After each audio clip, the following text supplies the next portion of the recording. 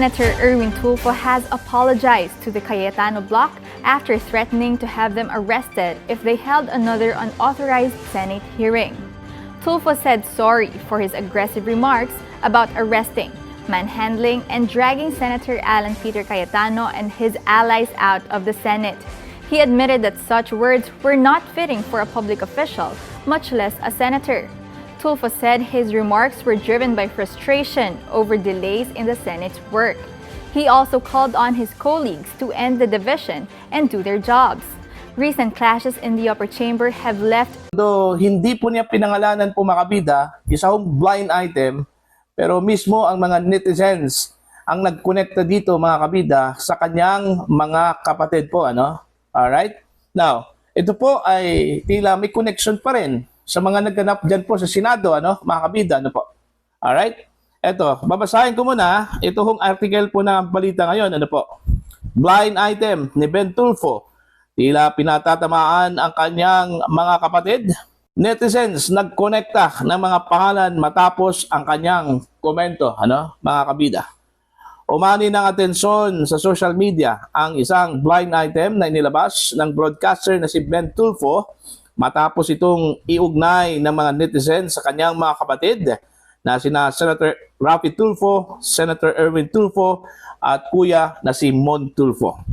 Sa kanyang Facebook post, naglabas si Ben Tulfo ng isang blind item na may mga katagang nagmamagaling, nagmamarunong, lalaking marites, chismosong kuyang, in denial syndrome, tumatandang paurong, mga matalik niya na kaibigan noon, kontra-mortal niya ngayon.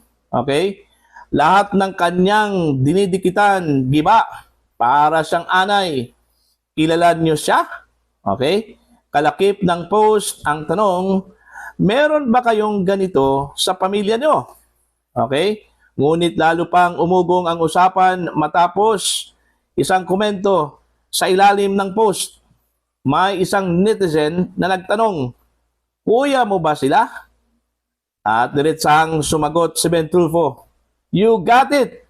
Yung gurang na Tulfo at yung dalawang sunod-sunurang senador na Kengkoy at Kumag na mag-utol, ipabitag nyo. Ayon. Dahil sa naturang sagot, maraming netizen ang nagpalagay na ang tinutukoy na gurang na Tulfo ay si Mon Tulfo, habang ang dalawang sunod-sunurang senador ay sina Senator Raffy Tulfo at Senator Erwin Tulfo. Gayunman, walang tahasang binanggit na pangalan si Ben Tulfo sa mismong blind item posts. Ang palitan ng mga pahayag ay lumabas sa gitna ng mga kontrobersiyang kinasasangkutan ng magkakapatid na Tulfo, partikular si Erwin Tulfo na nasa sentro ng usapin kaugnay ng sigalot sa Senado at sa Blue Ribbon Committee. Kapansin-pansin din na ang mga salitang ginamit ni Ben Tulfo laban sa mga taong tinutukoy niya sa blind item ay kabilang sa pinaka matitinding pampublikong puna na kanyang inilabas laban sa sarili niyang mga kapatid. Sa ngayon, wala pang opisyal na tugon o reaksyon sina Mon Tulfo, Senator Raffy Tulfo at Senator Erwin Tulfo kaugnay ng viral na post at komento ni Ben Tulfo. Ayon. So, masakit, maanghang, mga kabida, yung salita na binatawan po ni Ben Tulfo laban ho sa kanyang mga kapatid po, mga kabida. Although, gaya ng sinabi ko po kanina at gaya ng sinabi ng article po ng balita ngayon, wala ho siyang binanggit doon ho sa kanyang post ng mga pangalan. Blind item po yun, mga kabida. Pero malinaw, okay, ayon po sa post mga kabida ni Ben Tulfo at pinangalanan po ng mga netizens mga kabida na ang kanyang tinutukoy po ay walang iba kundi yung kanyang mga kapatid, Yung kanyang nakakatandang kapatid na si Mon Tulfo na makausap sa kanya. tungkol sa mga kaso. Mm. Ang sasabihin ko lang sa mga kung sino man ang mga akusado. mayroong kumakausap, hindi ho ako nakikipag-usap kahit kanino tungkol sa ganyang bagay. Tungkol doon sa mga kasong Hindi ho, kinakaharap hindi po. nila sa Kasi kung ombudsman. ano ang ebidensya, yan po ang aming susundin. Kung ano ang ebidensya, we will follow the evidence. Hindi pa pwedeng papangakuan sila. Walang na- pwedeng mangako. Walang pwedeng mangako. Walang pwedeng mangako. Nasabihin nila, o sige, mag-ayos-ayos Ako na na kayo. bahala. Ako Wala na yun. bahala kayo, ombudsman. Walang ganon. Wala. Kaklaruhin lang natin. Wala. Kasi hindi natin Kung sino man yung nakikipag-usap ng mga ganon, Oo. medyo baka kayo Mabudol. hindi lang mabudol, baka magkakaso rin kayo. Oo, baka dumiretso kayo sa... Mahirap na ano yan, mahirap na Yan, magandang clarification. tawirin yung yun, ganyang bagay eh. Mahirap yan.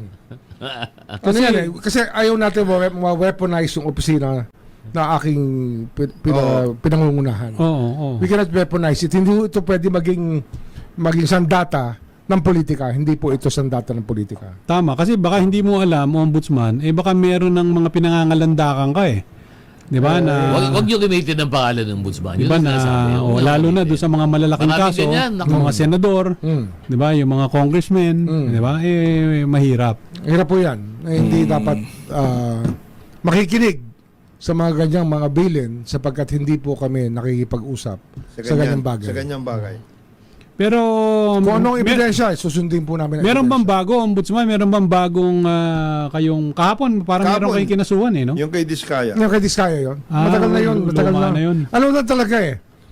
Talagang kailangan yung ebidensya talagang Matibay. ikalap mo na maayos. So, mahirap yung pa-file mo ng kaso sa ka maghahagilap ng ebidensya. Oo, mali. O kaya, Ipunin mo muna. o kaya papailan, Kakain mo. Sinasaka namin. papailan mo ng kaso tapos ipaparking mo. So, ang Ay, style patay. ngayon ng Pwede ombudsman is ilatag kagad ang ebidensya at the earliest opportunity. On the earliest Right opportunity, after ilalatag amendment, natin yan. yun na kagad. Oh, pag-arraignment. Hindi na patatagalin. Oh, Ibig continuous sabihin, trial na, ilalatag namin yan. Kaya iniipon namin lahat yan. Kaya marami nababagalan.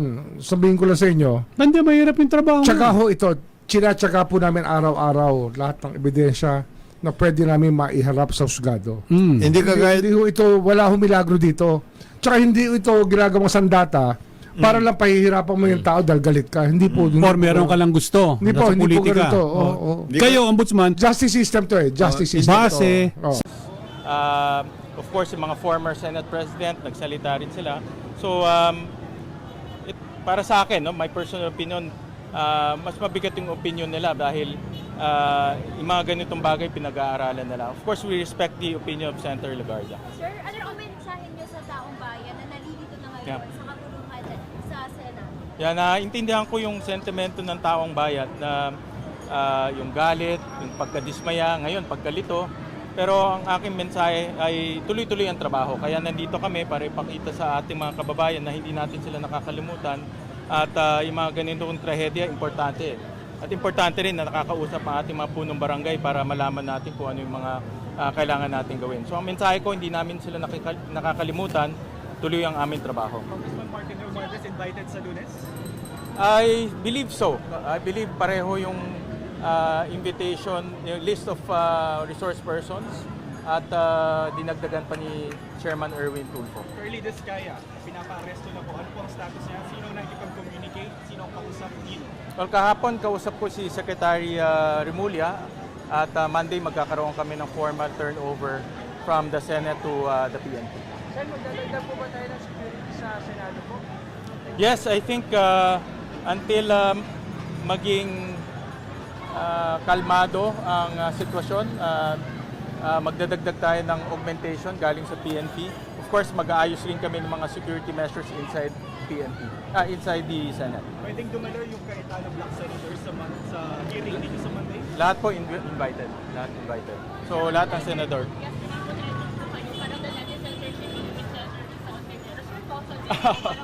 Well, nakakakilig at of course, para sa akin, malaking karangalan. No?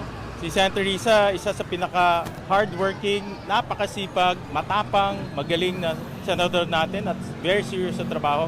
Kaya it's very, para sa akin, sa honor to be associated with her. May mga sinasabi rin po na parang it's a possible tandem daw for the 2028 election. Wala mo ng politika ngayon, mahaba, matagal pa yan. Alright guys, thank you.